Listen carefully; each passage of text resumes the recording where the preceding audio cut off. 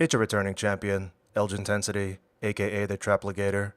Demi Lovato, who went from smoking bowls to putting them on her head to use as cutting guides, recently called out a frozen yogurt shop for selling diet foods at the counter. She claimed that they triggered her because she's recovering from an eating disorder and they could adversely affect others just like her. After almost everyone who followed this story told her how insufferable she was, Lovato finally issued an apology that sucked even by disgraced fitness YouTuber standards.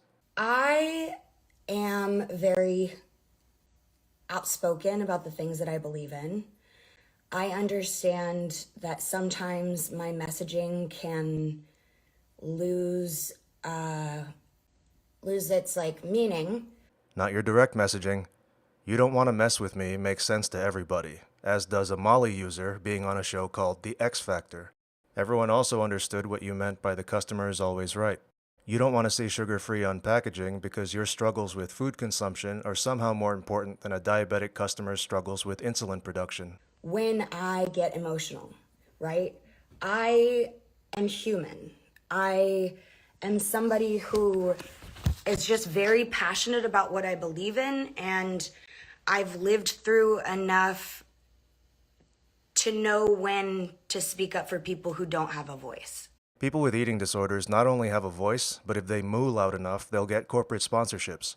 So by the time I got to the counter, after seeing so much diet stuff and health food stuff, it wasn't clear to me that it was for specific health needs. Companies make that gourmet cardboard because a lot of people can't tolerate the good stuff. They're not catering to people with no taste. That's what your record label is for.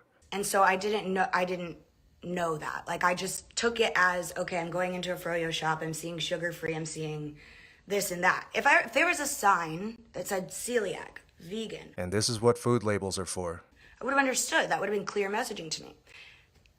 Because it wasn't clear, I'm definitely jumped to conclusions and probably shouldn't have, gone about this the way that I have, but I'm willing to talk to this froyo shop to help get the messaging right.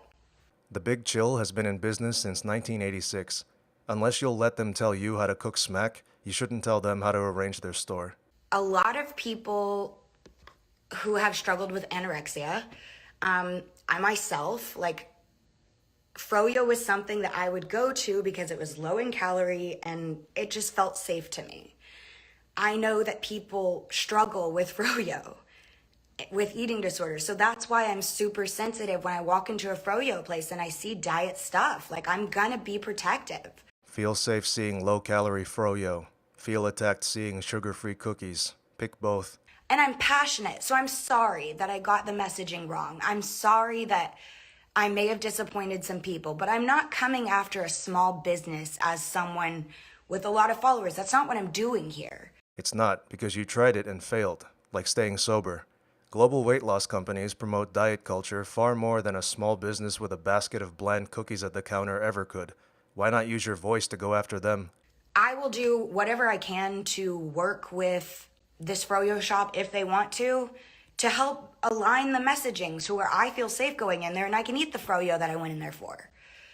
I will work with them on that. That is something I'm dedicated to do because I want to make LA and this whole country a safer, and this whole fucking world, a safer environment. People with eating disorders should be able to go in and feel safe wherever they go to eat. Safe from what? Are the refrigerators attacking you?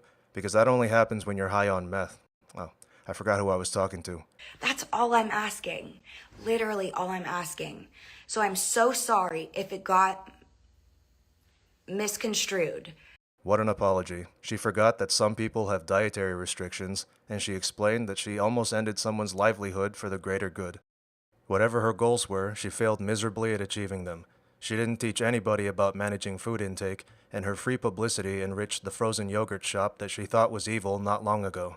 It gained over 40,000 followers and more backlinks than it could ever build on its own.